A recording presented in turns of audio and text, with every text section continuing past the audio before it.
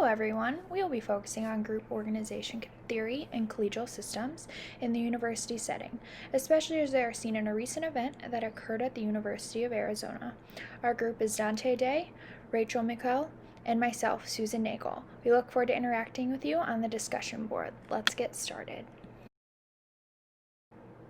History repeated itself last month when the University of Arizona followed in Purdue's footsteps and acquired for-profit online giant Ashford University for $1, communicating to faculty and staff at 3 a.m. the night before the official press release went public.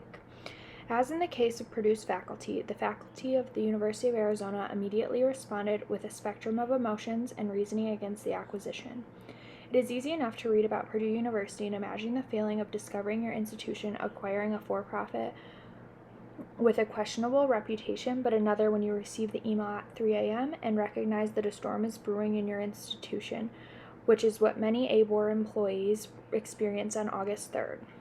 In an Inside Higher Ed article about the conflicting responses, two faculty members, including the former Secretary General of the American Association of University Professors, noted that the administration's decision to consult with some individual members of the Faculty Senate but not allow any committees to discuss the plans collectively was not in line with shared governance laws the university is supposed to follow when making major policy decisions. As Besson D. 2012 proposed, higher education is said to be at its best when the decision-making process includes a range of constituents, and this decision did not seem to include a true range of thought or representation from the faculty and staff. True collegiality in the eyes of Birnbaum includes shared responsibility and power and the ability to speak for the group outside of the perceived status. The faculty at the University of Arizona experience a collegial environment when they use the right to participate in institutional affairs, connect with like-minded individuals, and avoid inequitable treatment between faculty departments. We believe that the secret committee that was formed to discuss the acquisition had a negative effect on the existing collegiality of faculty at the university. The few members who were consulted in the acquisition are said to have included deans and emeritus professors, as well as elected faculty representatives. According to President Robert Robbins, yet as the Inside Higher Ed article notes, they were not free to openly discuss the plans. All participants in the consultation process were required to sign non-disclosure agreements, preventing them from sharing any information about the proposals, even going so far as to change the name of Ashford to Antelope and the parent company Zovio's name to Zebra in the NDA. The faculty who refused to sign the NDA were excluded from future input into the process as well. While not confirmed, this could potentially leave more complicit members behind as the representatives and remove the more outspoken representatives' voices from the process. While no institution can guarantee unanimous approval from all constituents, Birnbaum sees collegial groups as offering an environment where decisions are ultimately to be made by consensus and not by fiat, so everyone must have an opportunity to speak and to consider carefully the views of colleagues. The shared governance rules established by the university are similar to those at Purdue and most post-secondary institutions, granting faculty members the right and responsibility to actively participate in policy creation and the shaping of the institution as a whole. When these expectations are not met by President Daniels or President Robbins, it can lead to a disconnection between the faculty's engagement with their institution and their teaching responsibilities as they begin to feel their opinions are devalued by administration. As the University of Arizona's shared governance guidelines reads, the success of the university and positive morale of the faculty and administration are dependent upon continued use of the collective intelligence of the university community in planning and decision-making. This case is important for those of us who are current or future practitioners, whether academic or administrative support, as we face situations like this regularly. It's up to us if we will seek to understand the norms and the group dynamics of our institutions and honor the informal, collateral organization's input. We agree that the human resources and collegial perspectives are critical to preserving the sense of collective intelligence, success, and morale, as outlined in the faculty's shared governance document at the University of Arizona.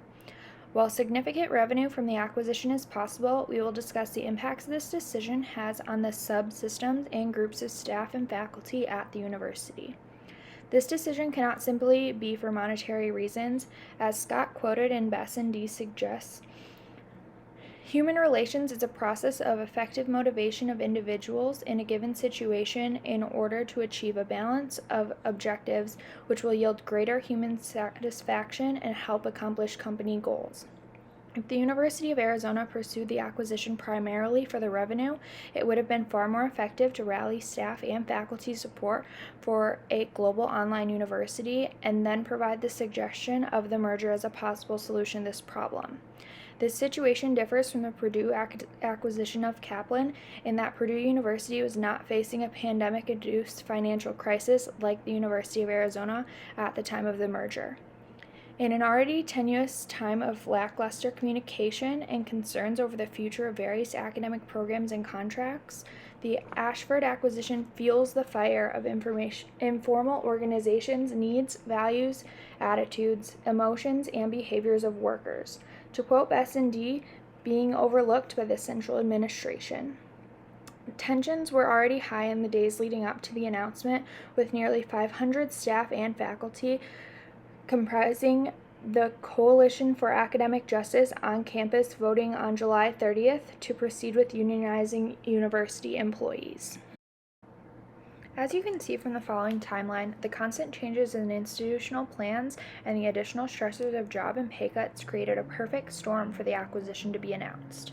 April 17th, the furlough plans were announced. May 11th, the furlough plans were rescinded. May 15th, the furlough plans were relaunched, set to begin July 1st. June 25th, the Coalition for Academic Justice presented a self-developed financial plan to staff and faculty. June 30th, President Robbins delayed the furlough start to August 10th. July 30th, unionization vote was cast. August 3rd, Ashford announcement sent to staff and faculty. And August 10th, the furlough pay cuts began. All this information came from the university's emails sent to the University of Arizona staff. The coalition's purpose in unionizing is to support the campus populations by a permanent organization that collectively and publicly defends the values of our land-grant university with its public mission to educate more than 40,000 students, to use knowledge for the public good, and to treat its employees respectfully and collaboratively. We believe that the creation of this coalition indicates that the staff and faculty are in a period identified by Obert, Tuckman, and Jensen as storming, when the group moves from general association, as in the case of staff or faculty councils being formed, to a period of confronting the complexities of their work, realizing that not all of their colleagues are on the same page. This can result in fierce conflict and intolerance, both within the group and projected externally. The only way to move forward towards a norming phase is when trust and shared knowledge are steadily built within the informal and formal organization. However, this also confirms Bess and D's note that, like many groups, despite the tendency toward significant conflict in the face of an external threat, group members often tend to circle the wagons and become more cohesive overall. In both the furlough plan rollout and the acquisition, we see how important it is to seek out the opinions on all sides of this case. At some point, the representatives from the faculty and staff who were retained by President Robbins' non-disclosure agreement presumably approved of this acquisition decision. So there must be factors that would lead these faculty and staff to feel confident that this was the best decision for the university at the time. Dr. Robbins' public statement to students, staff, and faculty focused on the benefits of adding a diverse population to the University of Arizona's existing statistics, increasing the number of Black students, veteran students, and adult learners significantly in the 35,000 students to be acquired in the deal. Recent opinion pieces for the Arizona Daily Star periodical, among others, argue that the university is not acquiring Ashford's liabilities, but rather its assets, namely a pre-existing online platform and this diverse population of students that would otherwise take years to recreate. The opinion piece goes on to envision the newly acquired students transitioning smoothly from their online degrees to graduate ones offered by the university, which the authors see as an increased educational access for traditionally underrepresented students. They note, in the face of unprecedented challenge, it is heartening to see that the University of Arizona is focused not only on the present, a successful re-entry for fall 2020, and as important on the future of education for students everywhere. Online higher education is here to stay, to serve the needs of the community and remain competitive. University of Arizona will need to expand its accessibility and availability, which this acquisition will do.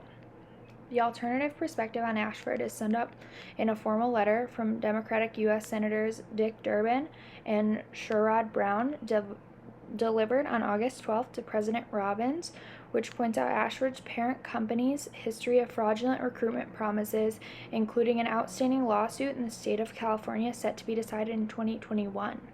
The letter includes such strong statements as, without clear protections for students built into this transaction by University of Arizona, its accreditors, and the Department of Education, Arizona taxpayers risk becoming owners of a predatory for-profit college cloaked in an aura of your prestigious university.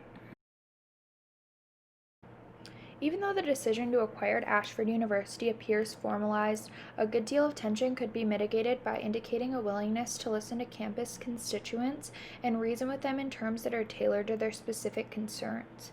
With our limited perspective on this situation, we would recommend President Robbins provide town hall gatherings for the staff and faculty populations separately to share their opinions. However, rather than Dr. Robbins facilitating each meeting, it is our recommendation that the faculty and staff who were part of the covert committee who approved this acquisition answer the questions and concerns of their own population. According to Sheen, as quoted in Birnbaum, consensus does not require unanimous agreement, but real consensus arises when open discussion is possible and expected. When participants feel that they have had a fair chance to state their position and influence the outcome, and when people are comfortable about supporting the chosen alternative, even if it was not their first view.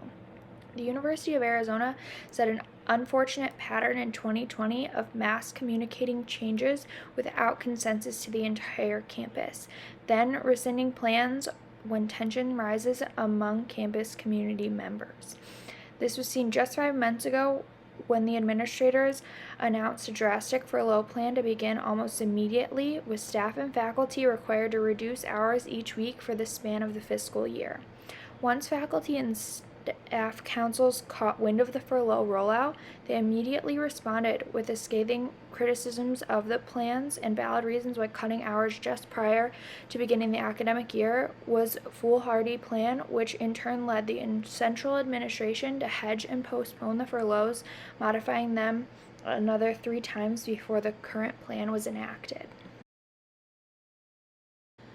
This drastic top-down style of communication from the President's office to all populations simultaneously does not honor the informal communication styles of each population and always seems to raise more questions than it answers.